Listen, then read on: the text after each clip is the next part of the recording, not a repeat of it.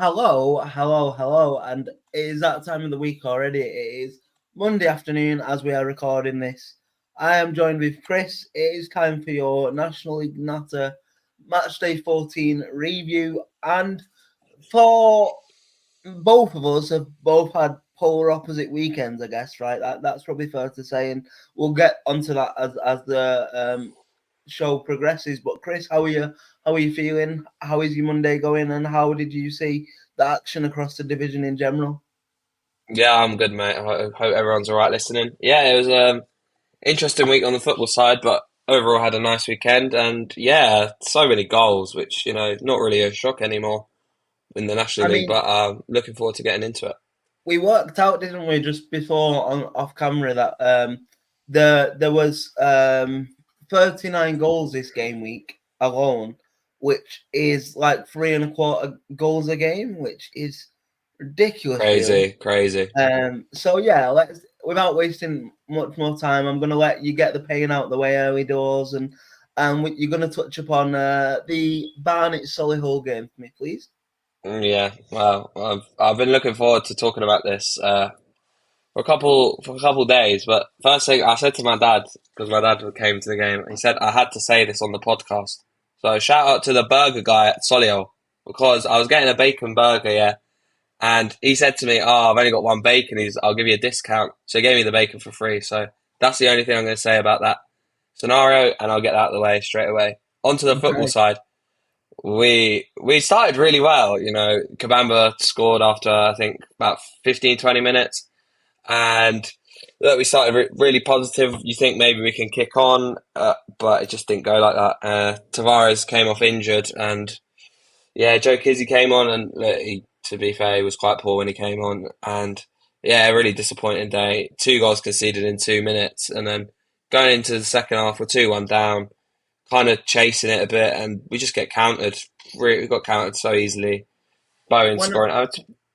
when Well, I seen the scoreline, to be fair, Chris, I felt like it. I mean, you'll be able to tell us more, but it felt that like the Aldershot game for Oldham in terms of you know you go behind in a game, you go 2-1 down, and because we're both attacking teams, you're so desperate to get yourself back in the game, but you leave yourself wide open at the back, and before you know it, even though Barnet did put up an incredible fight towards the end and almost managed to do the unthinkable and bring it back to 4-all, you actually brought it back to 4-3 from 4-1 down, which is impressive. But in the end, you just left yourself too much of a big mountain to climb, didn't you, to get that final fourth goal? yeah, no, I agree 100%. And look, we went for it, and to be fair, mm, I think a loss was probably justified for us. I don't think we deserved to win the game, but I don't think it was let's say a 4-1 game. So to get two consolation goals is good, but look, overall the performance, I think just Tavares coming off, when he came off, just the defence was really poor. Mm-hmm. Solihull's first goal was an open header from a corner, not even unmarked. Easy as you like, but look, it's disappointing, but we've won our last 6 games, so I think, you're not going to be able to beat everybody, and Yeah, I you're think always we, going to have we, like we know that. I think you're always going to have like mini sort of breaks and mini runs in this division, aren't we? We've talked about it in the past, and I think the response is important now. And while we're talking about Barney, what we're going to do this week is we're going to talk about like the games at the weekend, and then just do slight bits of previews for the games coming up. So obviously you've got a chance to put it right tomorrow night, but it's a another very tough away game in the form of York away from home. How are you feeling about the prospect of getting the 3 points back on the board? I think it will be difficult. I don't think that I don't we don't ex- I wouldn't say I expect to go and win there because I think we know how strong York are. They scored 4 goals again against Ebbsfleet, but I think it's going to be a really tough game, and I think that is probably our toughest test so far of the season, and it'd be interesting to see how we respond because last year when we went up there, I think we won 4-1. We were unbelievable, probably our best performance of the season, but that's a very different York side to the one we're talking about today. So. It will be interesting. I personally, for me, I'd be happy with a point just because Yeah, a draw away at York is good. Just don't really want to lose, but I look, think we'll see. the But final it's thing going to be the tough. final thing I would say about Barney is obviously you're the only team to have reached 10 so far, 10 wins, which is probably why you're top. But also the reason why I think you're top at the minute is probably because you've still not had a draw in this division. And I think that's probably what saved you at the minute because, you have lost 4 games now in 14, and obviously you're top, but like there's teams in that division that have only lost 2, so it just shows the importance of not drawing too many games, I guess. Yeah, and to be fair, I think that we the problem is with us. I think we've won every single home game, but we've lost. I think we've lost 4 away games already this season, which is a big like difference. I think because the games we've lost away have been really tough. But I think if we can sort out our away form, I think we'll be fine. But it's very annoying when we get on the road. We just can't seem to play football, which is really frustrating. But look, I think we'll come back strong, and that we've got 3 tough games coming up. But I'm confident that we'll get our results in them. Yeah, from a Solihull point of view, then just to finish now, obviously two wins back to back in the league now, probably against 2 of the teams that are going to be in title contention. Fully enough, Callum will be watching this licking his lips because he's done over my boys and he's done over your boys in the space of a week or 2 weeks, shall we say, with the FA Cup excluded. They're slowly starting to pick themselves up again, aren't they? And they started really slowly, Solihull, but 3 wins in the last 6. I think they're getting back to some form of consistency, don't they? And aren't they? And they're only 2 points off Halifax in 7th now. So I think that top 7 space and playoff spaces are well within the reach for the Moors now, aren't they? Yeah, and to be fair, I think it was coming. Sometimes when you're adapting, especially after what happened over their last 2 games, I feel that it's tough for them. They're going to try and bounce back from that trauma. And you know what? To be fair, they've got a really good squad. They've signed some really good players, and I think they'll be given. They're on a really good run of form as well. So I think you just got to give it a bit of time, and they're doing well. To be fair. Yeah. Yeah, I agree. So moving on now, shall we touch upon your opponents on Tuesday night in York City? And look, this is probably a result to me that I don't think anybody was betting against, but I am seriously serious. I'm actually going to flip it a little bit. I'm seriously worried about Ebbsfleet at this point. They don't seem to have anything in the tank, and we're not even a quarter of the season done, are we? Or we're just a quarter of the season done. It's a real big worry, and I'm gonna throw something out there. I don't know what the record is. I don't know if you know, Chris, but I wonder what the record low National League point tally is, and I think Ebbsfleet are giving it a good go to kind of break that in the minute because they look awful, don't they? Yeah, they've been really poor this season. Uh, they're just knowing the record. The lowest is 10 points, which was in 13-14 Hyde So, United back so back in the to day. be fair, they're probably going to do that then, aren't they? Because they only need 5 more points to break that. But they are already 7 points adrift, which is It's the dangerous. the biggest worry, I think. Um, Listen, I think they're in real big trouble. Just like when we watched them, they were just, and that was on their new manager's just not worked, and 7 points adrift in October is dangerous, and you would expect that gap just to build and build on each week. yeah, I agree. And look, it's I think they've tried they got rid of the manager, they brought a new manager in, and it's still not working. So what's next? What's next in the rescue plan for the fleet? Do you think? What would your what? Obviously, at this point, it looks highly unlikely, even though we're so early. It looks highly unlikely that they are going to be strong enough to survive. But what if you were in that club now? If you were CEO of that club or CEO on Football Matters anyway, what would your next step be in terms of trying to like damage limitation and trying to put together a rescue sort of plan? I think it's a tough situation to be fair because obviously there's not much really like you're not going to go again for another manager because I think financially it's not viable to be fair because you can't just keep going manager and just praying it works. And also, you can't just be signing players. I think you've kind of just got to sort out, on the pitch what you can control. And look, they're in a really tough moment. And look, I hope for their sake that they can try and turn it around. But look, I think they're in really deep trouble, and it's a really difficult situation. Yeah, absolutely. I mean, just flipping on now to York and giving them the credit that they deserve. I think there's a couple of teams that are banging form in this division at the minute, but I think York are definitely one of them, and that result, that 4-0 was result, and it could have been 6 if we're being honest. They had some big chances on the highlights that they didn't convert.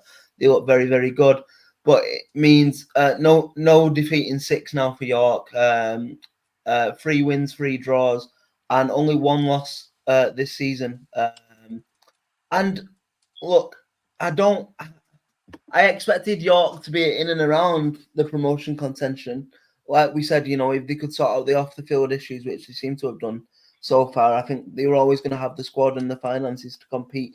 But they're exceeding my expectations at the minute, and they look, such a good outfit at the minute. And I think the addition of Ollie Pearce in the summer, is now reaping its reward. 2 goals this weekend. Tyrese Sinclair from Rochdale out, even though he was on the other side of the town and, they're supposed to be our rivals. I always thought he was a very, very good player, and he's beginning to show up now for them. I just think they're a very, very good, talented squad, aren't they? And it's coming to the floor now. Yeah, they look really good. The turnaround's been really good.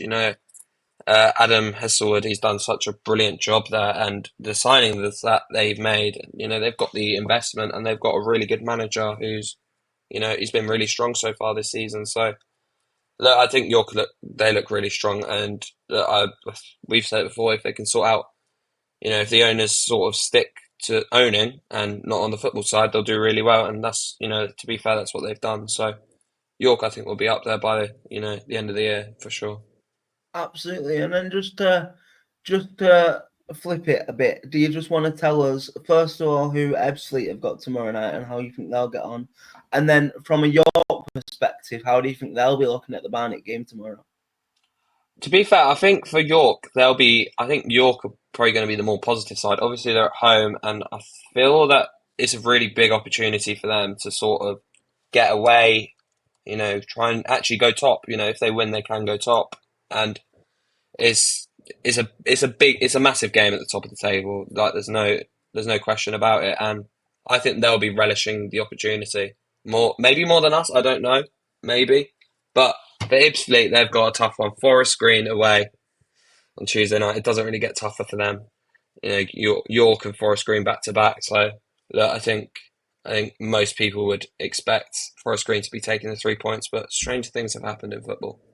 Yeah, absolutely, and I think that's probably the if me and Lauren were doing a preview show, which unfortunately we're not for the games tomorrow, but if we were, I think that would probably be the tie of the round that we were looking at a bit more in depth, and it's one I'm going to be keeping an eye on as I'm keeping an eye on the Oldham score as well. But speaking of my boys, I'm going to enjoy this bit. I'm going to enjoy this bit because we are on a roll now, and look, I think there was a lot of pressure on us so far this season.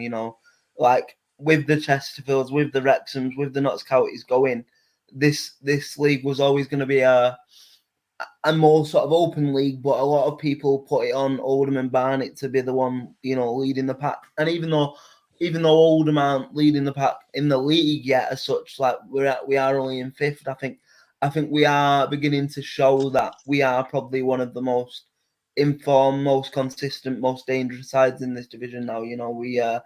We on Saturday we went away to a Sutton side who, granted, have started very inconsistently, but also I think have been a lot of people's conversations for a playoff place as well. With the experience of dropping out of the AFL and like some of the players they have, Ashley Madison, players like that. And I've got to be honest, Chris, we went there and we made them look bang average, if I'm being honest. And even though our manager said we were lucky not to be 4 or 5-1 down at half time. And look, 7 wins in the last 8 for us now, 2 defeats in 14. We've won half our games. We're in a really, really good spot right now. And the biggest thing about this group of players, and the biggest sort of positive I can give to this group of players, is the mindset now, because in previous years, it was like, we'd lose a game, we'd win maybe 2 or 3 on the bounce, we'd lose a game and then go on a bit of a slide and let it affect our mentality now. Whereas it seems anyway in the early knockings of the season that like we might lose a game in a run here and there because that happens in football, but then the mentality is so desperate to put it right and restart the run that they click right in and they deliver professional performances after professional performances. And look, of course, I'd rather be top of the table, but to only be 4 points off the top, considering how we started and how many games we drew at the beginning of the season, I will definitely take that, especially knowing we are probably probably if not one of the most informed teams in the division right now. Yeah, to be fair, I agree with pretty much everything that you said. To go away to, Sutton are a really good side. I think people maybe just take them a bit. Obviously they didn't start very well, so some people say they've not started that well. But look, Oldham, I think they're looking really strong, and they're a team that they do worry me. Not just because of our record against them, just because they're a good side and they've got some brilliant players. James Norwood playing in the National League. Still, it takes a bit of time to get my head around, and Mike Fondop's banging them in for fun at the moment. So look, Oldham look super strong, and I think for Sutton, it's disappointing, but I think Oldham are such a top side, so it's one of those where you got to sort of take take it as it goes. But I still think Sutton will You, do you maybe know, get in the you know, playoffs. Chris is beginning to like respect Oldham a bit more and get a bit nervous because all season he's been giving it the big in our group chat about how he doesn't like Oldham and That's whatever else. And he might not like the good thing, we're doing well because he might not like us, but he's forced to respect us at the minute, and I'll take that. I'll definitely take that. But from an Oldham point of view, then on Tuesday night we have a trek to Maidenhead United, and this isn't one I'm going to take lightly because I think they're a very tough, structured side. But if I'm being honest, with the form we're in, I'd expect to go there and get 3 points. I'd be very disappointed if we didn't come away from the 3 points on Tuesday and like get further up that league table. But I definitely don't think you can underestimate any teams in this division. But you would fancy us to get the 3 points tomorrow, wouldn't you, Chris? Yeah, look, I think it's a tough one. Like everyone's like, "Oh, Maidenhead, it's going to be an easy win," but no, I think it's a tough. I think it's a tough game, but look, I do expect Oldham's quality just to prevail, and I think you will get the 3 points, but I wouldn't say it's as easy as everybody thinks. So it'll be an No. interesting game, and I'll be keeping up to date and hoping Maidenhead pull off a great win. From a Sutton point of view, do you want to just talk us through who they have tomorrow and whether you think they'll be able to bounce back or what you sort of think of their chances? Yeah, that's fine. Well, Sutton are playing on Wednesday because obviously they've kind of split the games up because the zones Yeah, launches. So they're on Wednesday and they've got Gateshead at home. So tough one. yeah, tough. Another tough game for Sutton United. But Gateshead, obviously they've got their new manager, so I think they're a little bit vulnerable at the moment, to be honest. So I think that would be a tough game, but I think probably a draw maybe. But we'll have to see on that one. But it'd be It, interesting it's to see. it's almost like we've done that many podcasts that we're almost getting professional with it because you mentioned Gateshead at the perfect time for us to segue into the Altrincham versus Gateshead game, and obviously first game for the manager, so I don't want to put too much pressure on them, but with how inconsistent Alti had been, I was still expecting Gateshead to get the result here, and they very, very, they very nearly did. They very nearly did, and it was a last gasp, gasp goal for Alti that shared the points, and it was Alex Newby in the 86th minute to get a very, very valuable point at home for Alti in the current position that they are in. But look, I think you look at this game, new management haven't lost the first game. That's definitely the positives. But with how inconsistent Alti have been this season so far, and you could argue Gateshead have shown a little bit of inconsistency as well in the last couple of weeks. But I would have expected Gateshead to get the quality over the line this weekend and get the 3 points, but it just wasn't to be. But I'm guessing at least he didn't lose, right? And there's something to build off there, isn't there? I guess. Yeah, and I think to be fair, I think it's always tough when Gateshead have had those managers that have left the last two times, and they've bounced back really well. But I think it takes time, especially the amount of staff that actually went to Crawley. So that's going to be something that takes a bit of time. But look, a draw to start against Alti, who are an up and coming side, I feel, in the National League in recent-ish time. So I think they'll kind of get there in the shortish term. But look, I think a 2-2 draw is quite a respectable result, probably for both sides, and I think both sides will be happy with the point. And it's a tough game as well, I feel. Yeah, I agree. I agree. So looking ahead to the next set of games for both of these teams, you have. I'm just having a look now. So,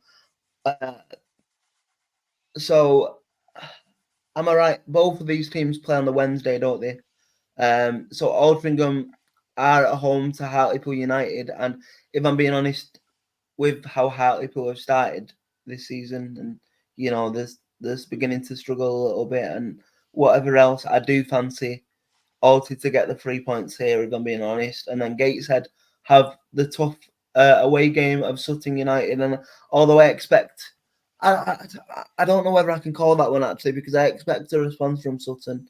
I think Sutton will have a response, but also Gateshead are quite strong. So how do you see both them games developing on Wednesday night? Well, yeah, I just did say I do think Sutton, it will probably be a draw. I just think with the new manager at Gateshead, it's obviously so tough at the moment just to get everything kind of sorted in that kind of way. And Hartlepool's a really interesting one. Obviously, they parted with Darren Sile, so that's an interesting one.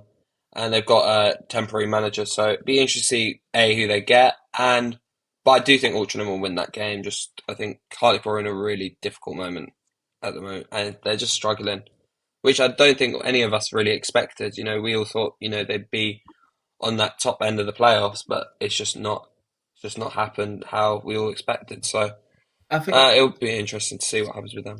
so far for me this season is proving the pundits and even the fans can do all the researching, doing a 1-24 before the season goes. But there's a reason why I've not done that for years, because literally you do something, you think you know all the stats, you think you know all the way it's going to go, and then you just have some big surprises that just throw your season off, isn't it? And like, it's so hard to predict this league anyway, isn't it, with only one going up automatically. It's literally pointless. Like if you're lucky if you get about three right, I feel if you're doing all 24, which is just impossible. So yeah, they've just under delivered so far. Yeah, absolutely. But moving us on, Chris, do you want to talk about Forest Green versus Braintree for us, please? Yes, yes. So Forest Green won 2-1 over Braintree, and Braintree actually took the lead from one of the Barnet loanees. Finley Wilkinson made it 1-0 after 10 minutes, giving the away side a surprise lead. And then 25 minutes later, ex-Southend man Harry Cardwell made it 1-1 on the 35th minute and went into 1-1 at half-time. And then with 3 minutes to go, Forest Green have only gone and won it with an 87th minute winner from McAllister and put Forest Green on the same amounts of points as Barnet. And yeah, it was an interesting one, to be fair. I think Braintree will be disappointed, obviously, going ahead from after 10 minutes. You probably think, okay, maybe, and then the late goal to not get the 3 points is disappointing. But Forest Green have started unbelievably well to this season, and to It's be fair funny to though, isn't it? Braintree as well. It's funny though, isn't it? Because obviously we've got to give, like you said, give credit to Braintree for sticking in there so late, and I think they are showing that they have got the mettle and they have got the resilience to fight at least against relegation. We don't know whether it's going to be enough, but at least they're putting up a fight, and I think that's important. But if I'm being honest, as a neutral, I think up until this weekend, Barnet looked a lot stronger, and even with the 4 defeats, I think Barnet look a lot more consistent than Forest Green. Because obviously, I can only go off what I've seen so far, and Forest Green came to Boundary Park. We did a job on them, and they didn't look great. They were very direct. And if you've got if you've got a lot of physical presence in your defence, I think you should be able to deal with them the majority of the time. But look, the table doesn't lie; that they're on the same points, and we could have a potential title race, even though it's very early for that, and there is like 4 or 5 teams only within like striking distance. But I definitely think out of the two so far, and I'm not just saying this because we're friends and you're a Barnet fan and you've been nice to Oldham today. I genuinely believe I think Barnet are the stronger of the two, personally. Yeah, yeah, I would probably say we were a little bit stronger. You know, we played them and we did beat them. And they just sat in, and that's their style of football. It's very, very different to ours. But listen, at the end of the day, if you're getting points, you're getting points. And look, they're on the same amount of points as us. They're second in the table, and that's the thing in football. It doesn't really matter how you play. If you're getting results, that's the main thing, and that's the positive. And look, Forest Green, they've looked strong. We can't lie, they've invested so much money, they should be in that position, but that's not how it goes always. And look, to be fair to them, they've looked strong, and Yeah, I think they're going to be really strong, and they will be up there. I think it's going to be.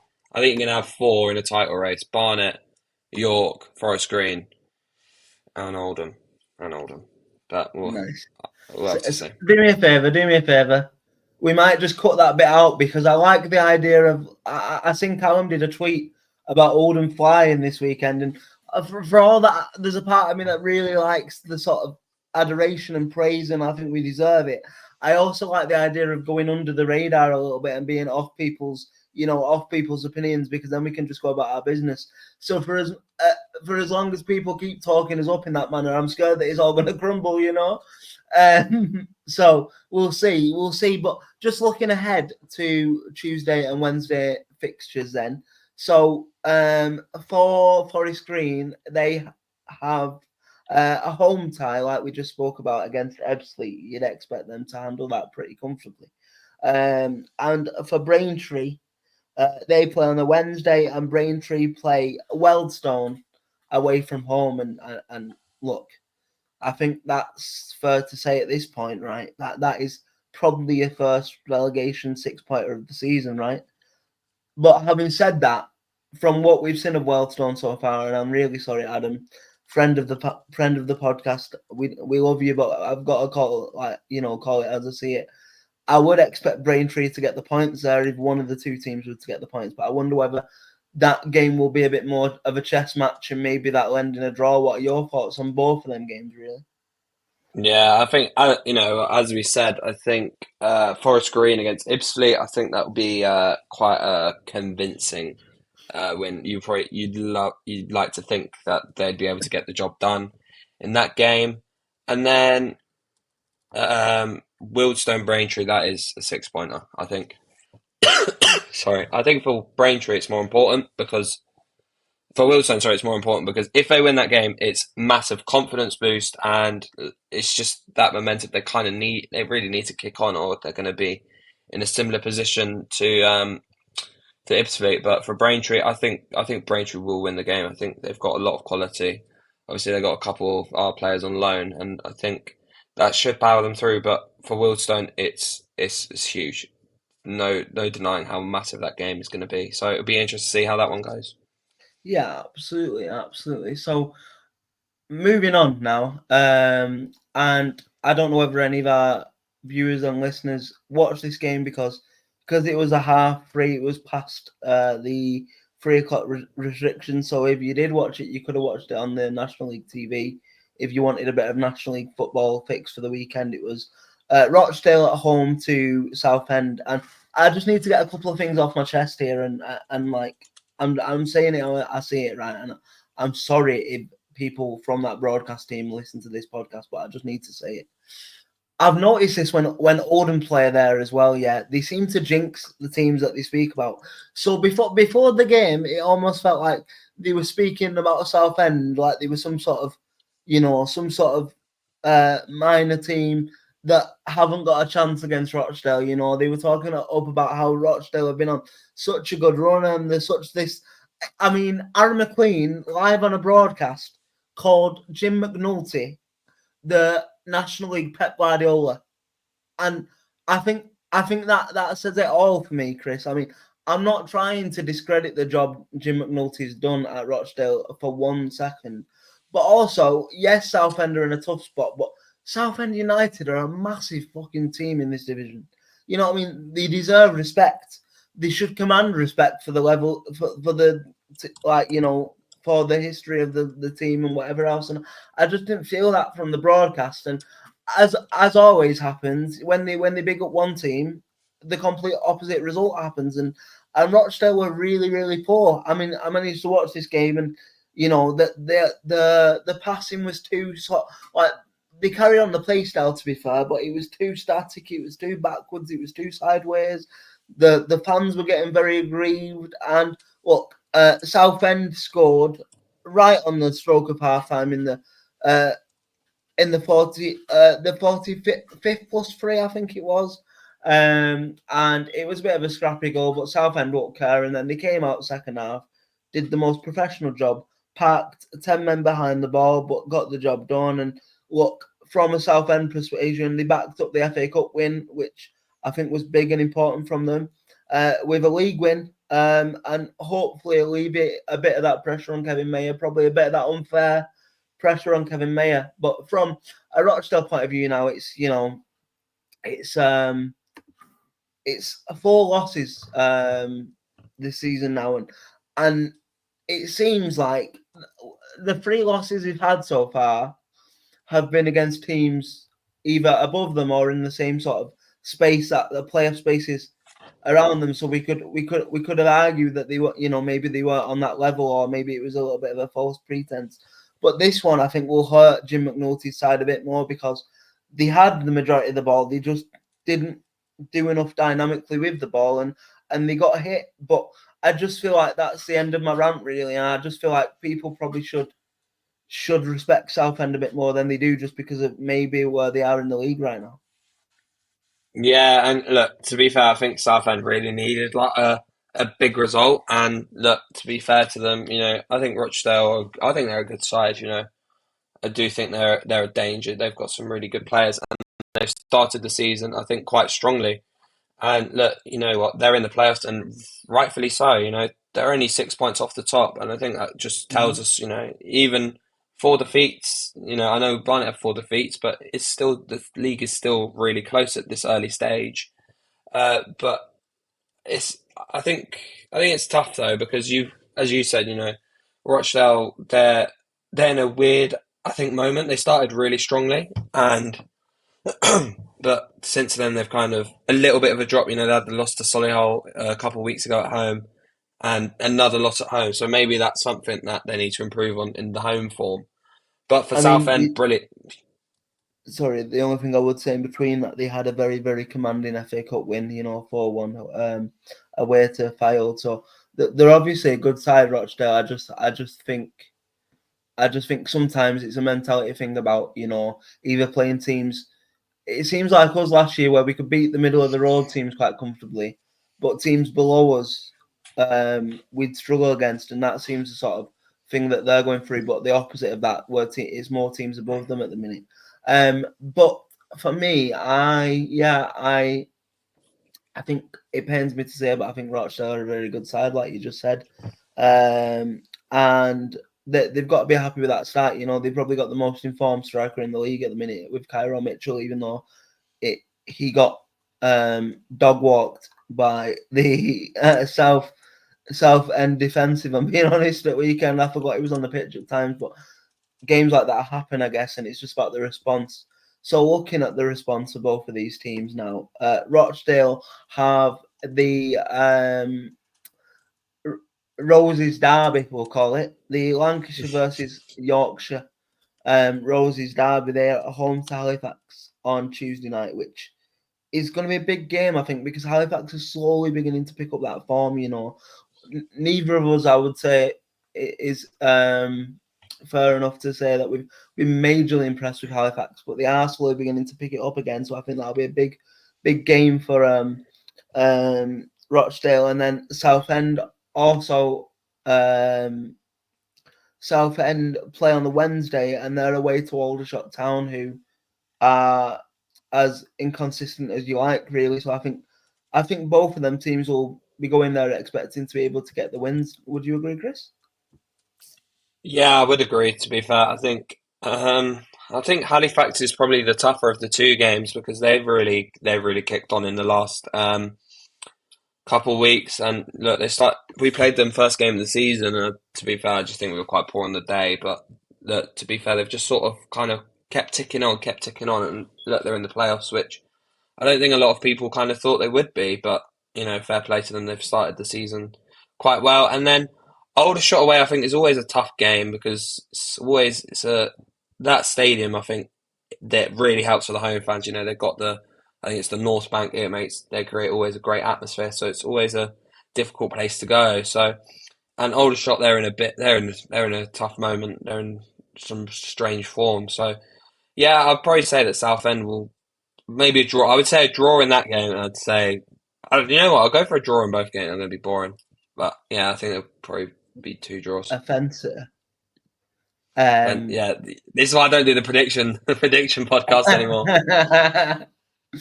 The final thing I would say, just for my Rochdale listening supporters, and I know you enjoy my Twitter page, so this is one specifically for you. Death, taxes, and Oldham being back above Rochdale in a league table. Oh, Thank you very much. so predictable, mate. Thank you very, very much. And anyway, back to professional, Aaron. Let's move on. So next up, we have Wealdstone versus Yeovil, and this was a game on the preview show that I turned around to Lauren and I said, I know it's only 14 games in, but we're getting to a point now where it's sink or swim for Wealdstone as far as I can see. They are in desperate, measures, and they needed to get a result here, I think. I think needed is the right word as well. And my God, did they go against that and not just get a result, they got battered at home to Yeovil. It was 3-0 to Yeovil in the end, but it could have been 4 or 5. And yeah, look for Yeovil, that is a big result. They are just outside the playoffs, 2 points outside the playoffs. That being said, but they have a better goal difference than Halifax, so that'll be interesting going forward. But for Wealdstone now, it's I don't really know what to say. It's tragic, really. I mean, they're only not on the bottom because, unfortunately, there's one more team that are a bit more tragic than you in the division at the minute, with being Ebbsfleet. But one win, one defeat. They wish it was one defeat. One win in 14 games, 5 draws and 8 losses is tragic, right? And they've scored 9 goals all season and conceded 21. Yeah, I mean, we were talking off camera a little bit, Chris, about if we were the CEO of that football club, what would the rescue plan be? And neither of us had a definite answer what we think could happen to change things around on the field. And I think that's the biggest worry, isn't it?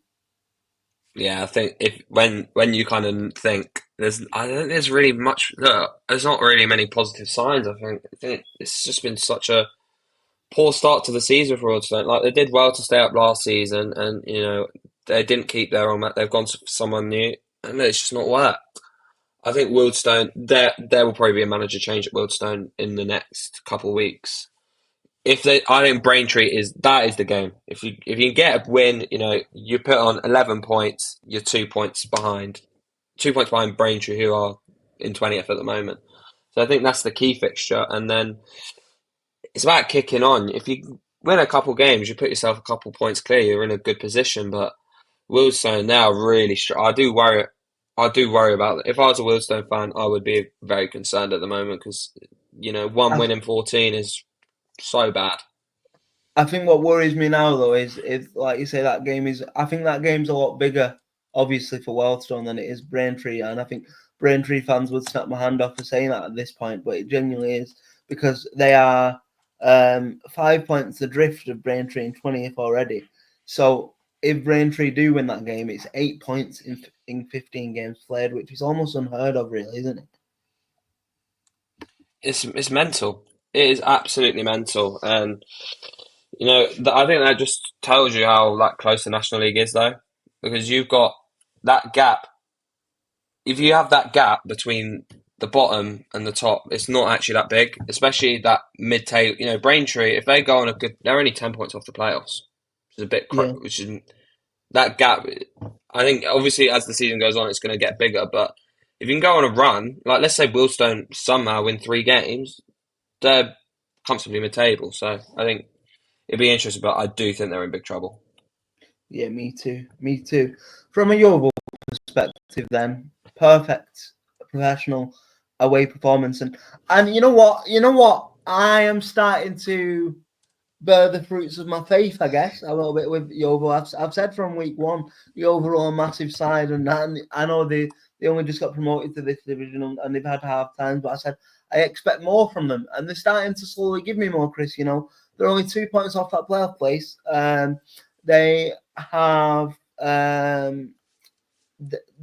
on really really good form. You know, um, no losses in the last four. They've won the last two. It's looking good, isn't it? Yeah.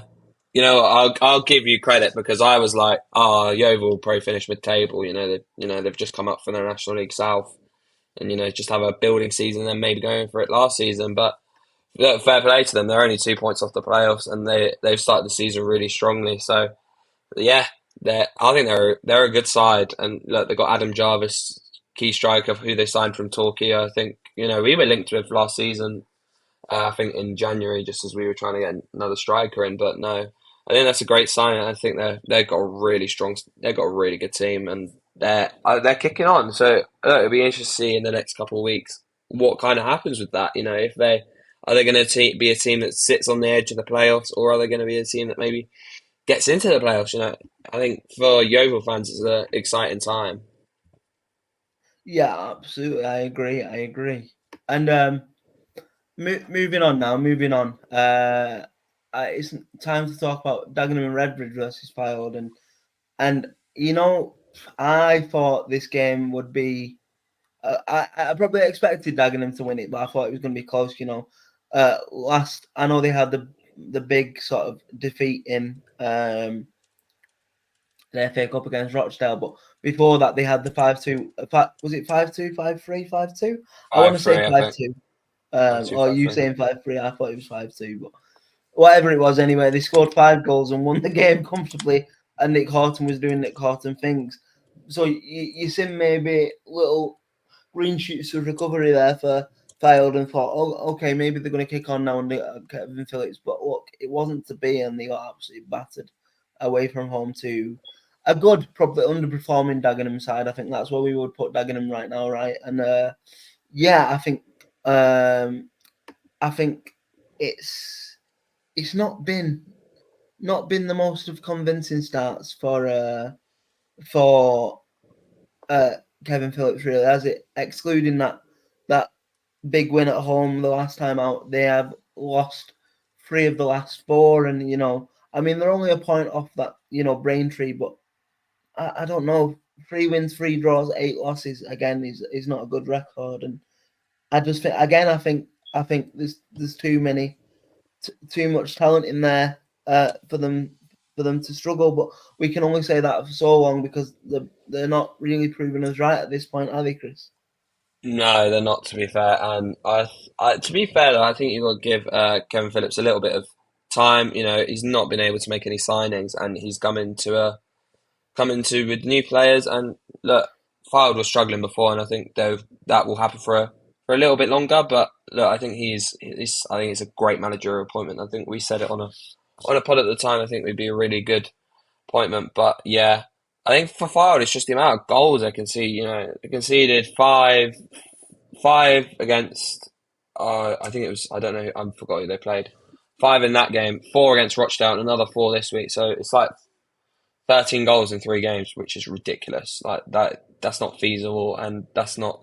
You're not going to be able to do that consistently if you want to do well in this division. And yeah, they're just really struggling with the goals against. And you'd have to think if they didn't have Nick Horton, they'd probably be down in the Wealdstone Ebbsfleet kind of bracket.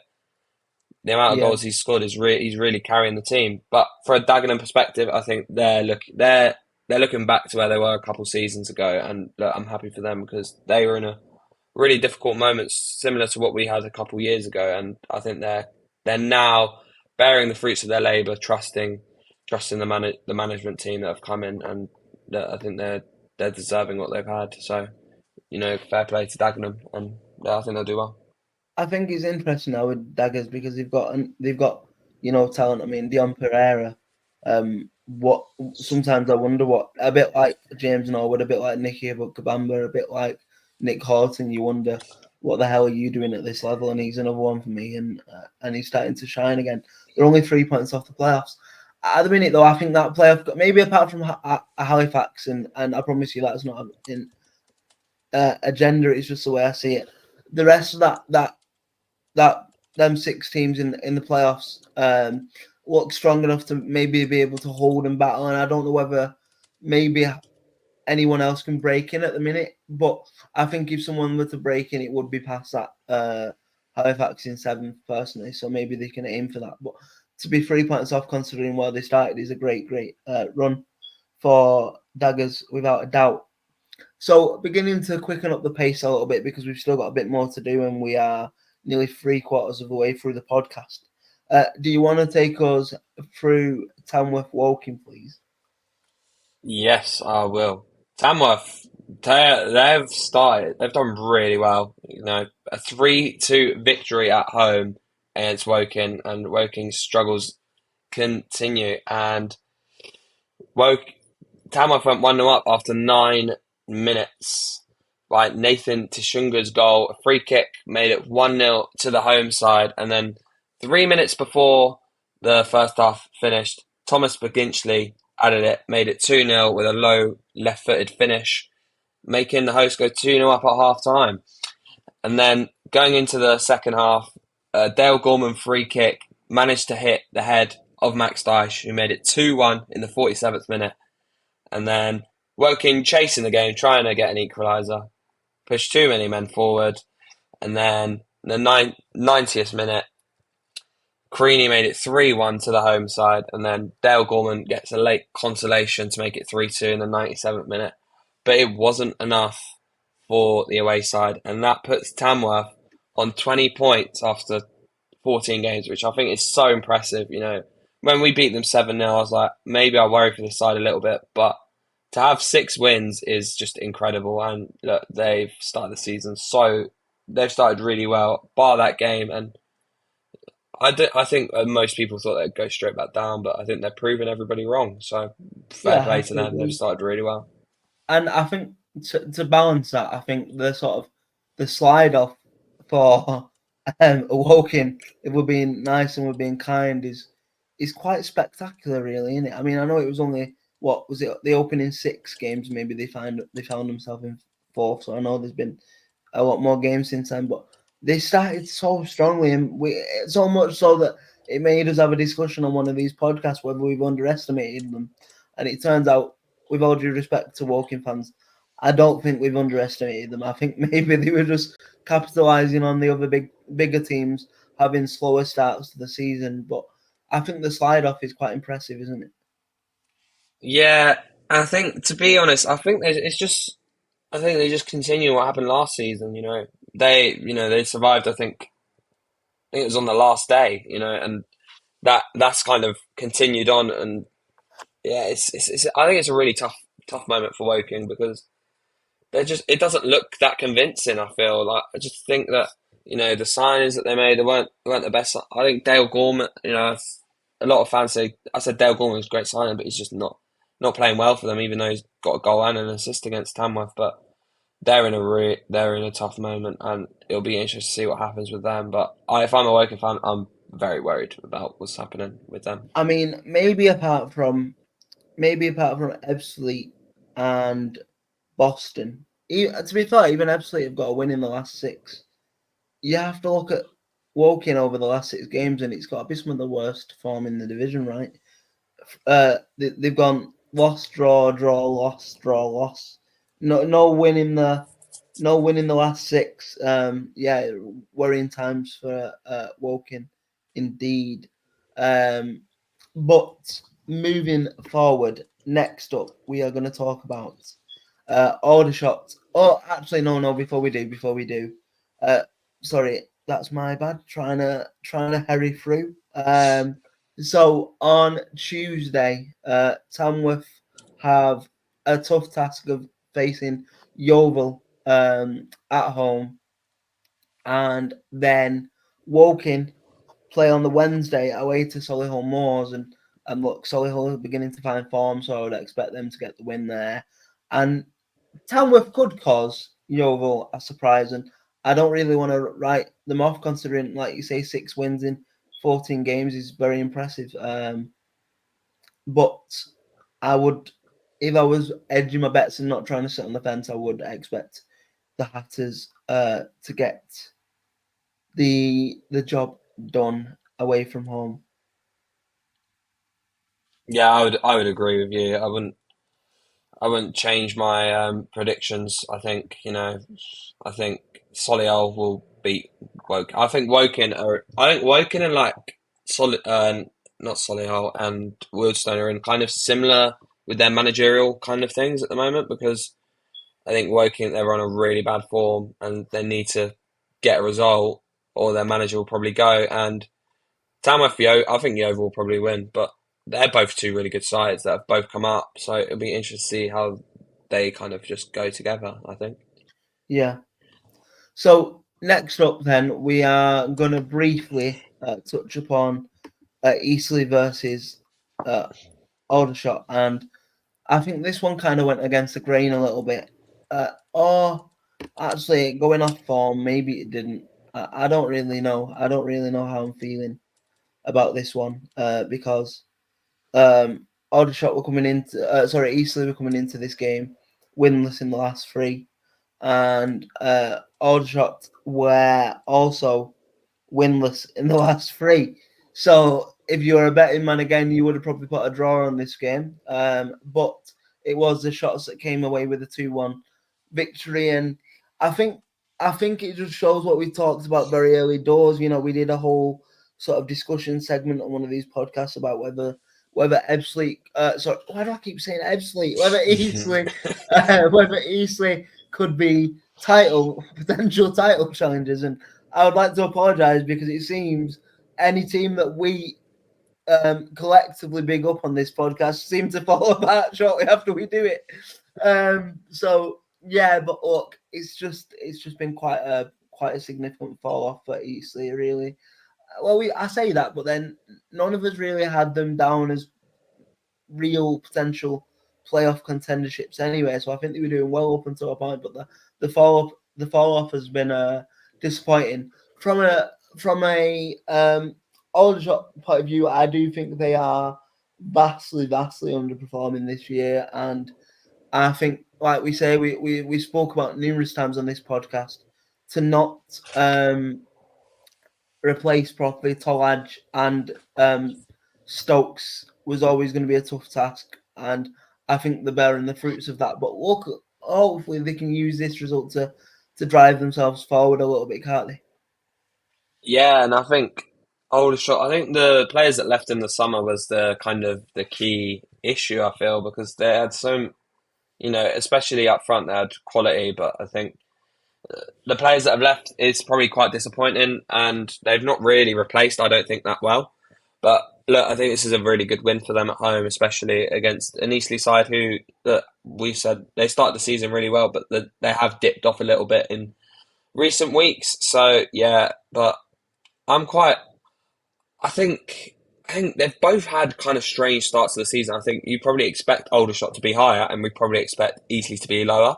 So they kind of that's how it goes sometimes. But yeah, Aldershot, I think they've got a tough game against Southend on Tuesday or Wednesday. But I'll be intrigued to see how Aldershot can do, and I think their home form will really carry them up the table this season because it's a tough place to go for sure. Yeah, I have to agree.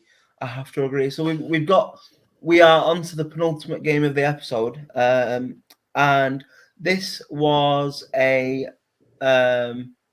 again probably an expected result considering Boston started strongly, but you know they've not had a winning 6 now, and Halifax are slowly beginning to build. And and they carried on them building blocks and got a very, very important 1-0 away from home results this weekend against Boston. And look, for Halifax, their fans might think I've got an agenda. Genuinely don't have an agenda. I just don't think you are one of the more attractive footballing sides I've ever seen, and some of your tactics annoy me.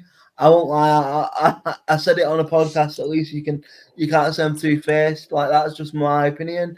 And even though we are supposed to call it down the middle, we are allowed opinions on this podcast.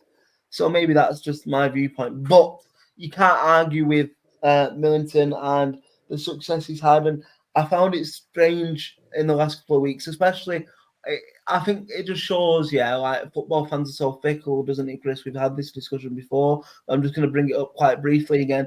When we battered them in the FA Cup 4-2 at home, you can hop onto Halifax's Twitter and everyone's like, thanks for the memories, but Millington out, we needed change of direction. We're beginning to fall away. But like, actually, fast forward a week, you get a professional 1-0 away from home and you're in the playoffs.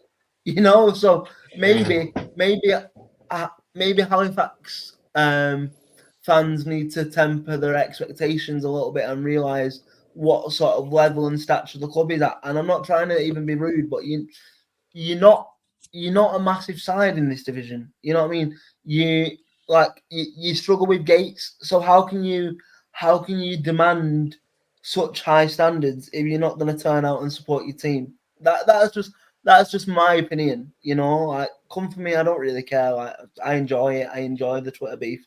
So let's go. But that's just my opinion. I think I've backed it up well enough to have an opinion on it, and I just wondered what you thought to that sort of side of the game.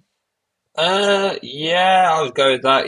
Obviously they've got we talked about the attendance for quite a while on one podcast recently about, if your fans don't show up, that's you can't lose. That's the thing. At this level, the fans are the key asset for any football club.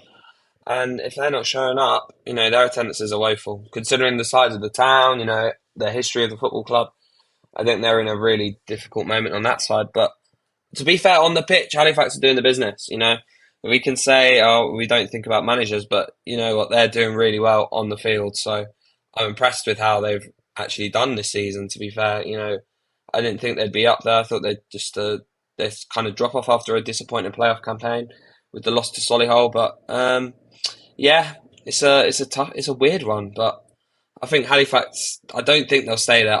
I'll be honest. I can't see them staying around those playoff places. But for Boston, I think they've started the season okay, not great, but we'll just see. We'll see on that I one. definitely think the sort of the fall off over the last month or so for Boston is a bit of a worry now. 4 defeats on the spin for any team, even if you are trying to fight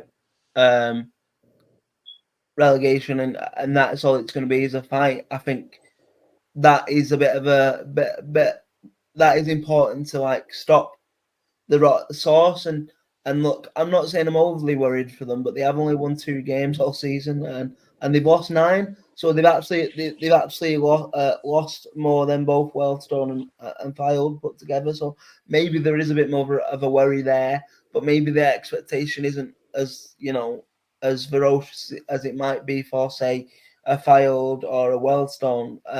But they are 4 points adrift now as things stand. But looking ahead to the fixtures tomorrow and Wednesday, Boston play on the Wednesday, and again another 6-pointer. It's going to be a big week, really, isn't it? They're at home to Fylde, which I think is a massive game, and then Halifax. Let me see.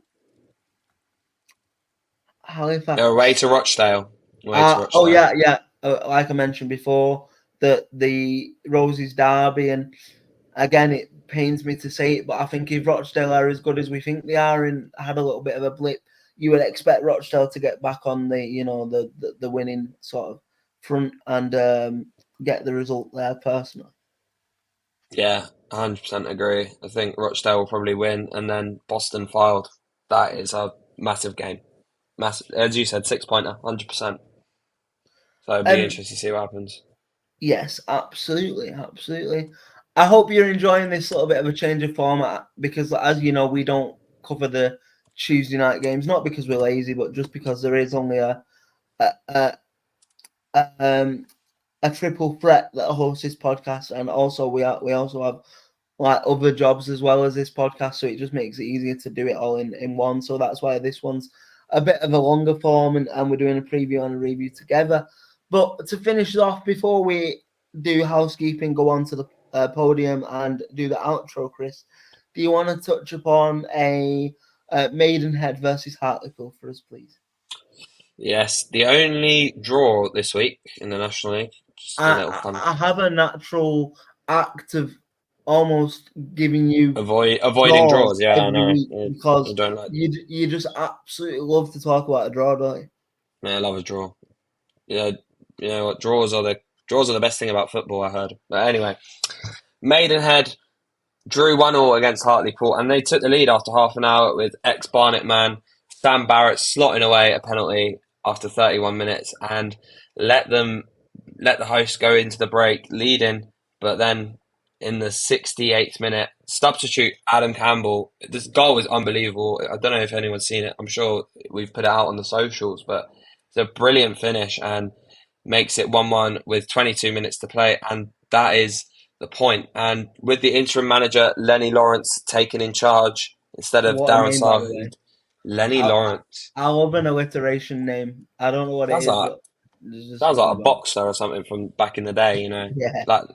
But yeah, he's a point. I think he'll be all right. They'll be happy with that. But yeah, Hartlepool just not had the start to the season that they wanted, and And the yeah, thing is, frustrating start. they started well enough, I think, Pool, if I'm being honest. I thought they started strong enough, and then the slide's just been consistent from there.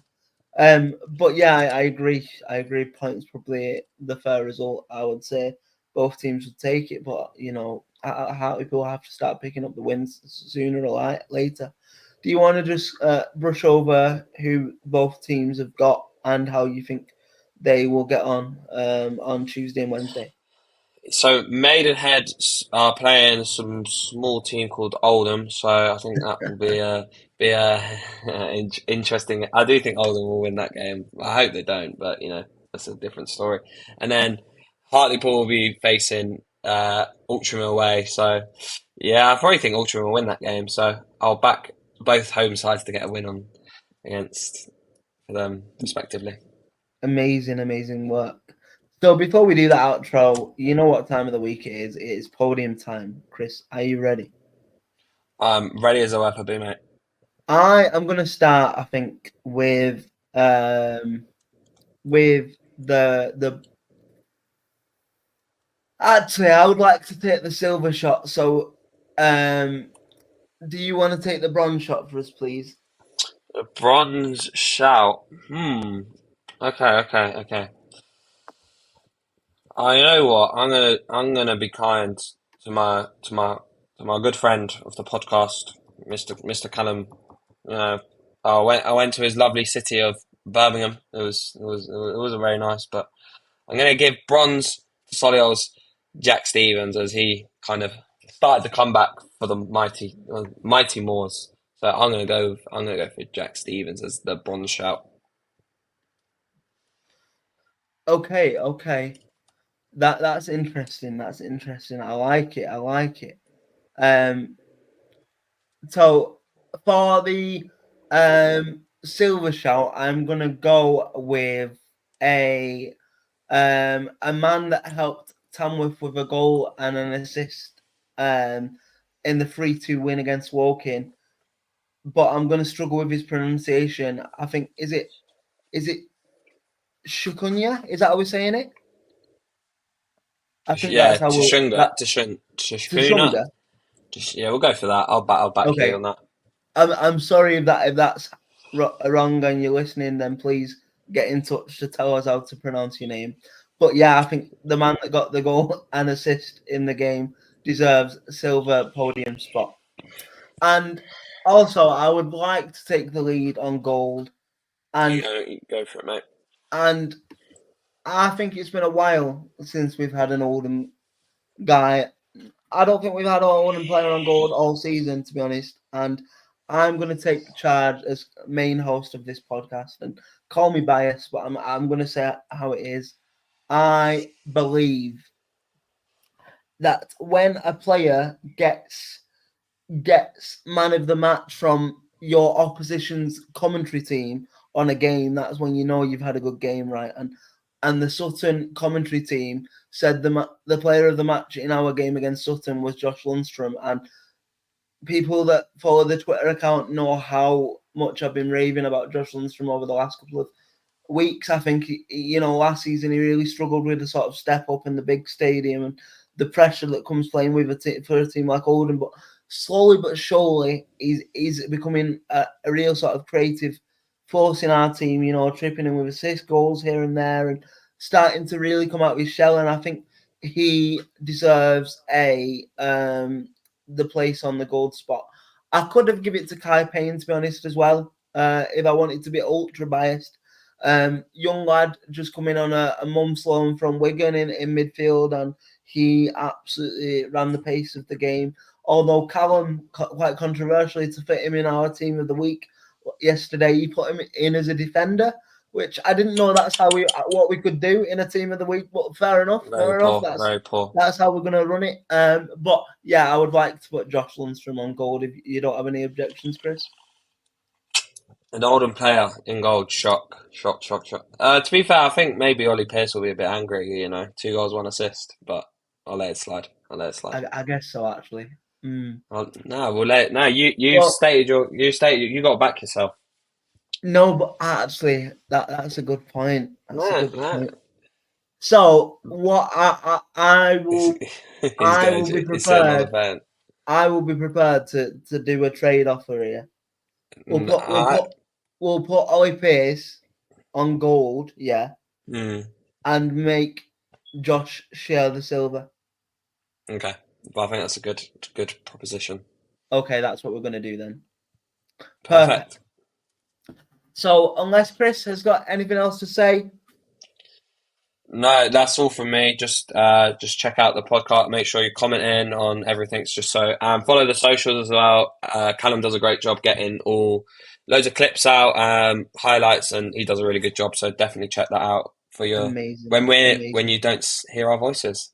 Yes, absolutely. So I will be back on Thursday with Lauren to hopefully extend the prolonged pain of impending tattoo. We will be back to do the Matchday 15 preview. But in the meantime, we'll see you then. And we have been National League Natter.